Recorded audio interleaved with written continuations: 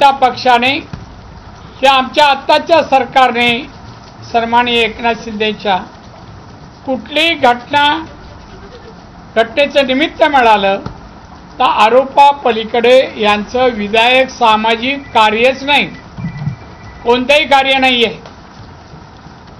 मला यांना सांगावं वाटतं, मुंबईची एक टीका माझ्या कानावर आली,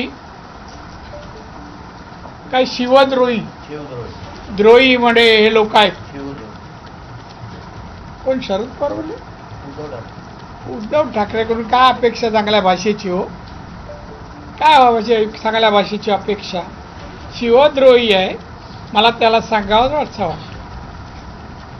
शिवसेनेच्या जन्मापासून छत्रपती शिवाजी महाराज आणि हिंदुत्व या दोन विषयावर उदरनिर्वाहाचं साधन बनवलं।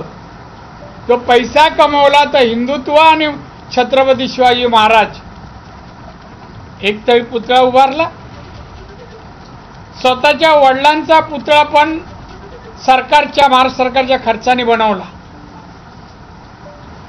आणि म्हणून उद्धव ठाकरे नैतिक अधिकार नाही हो, त्याला चांगलं बोलता येत नाही,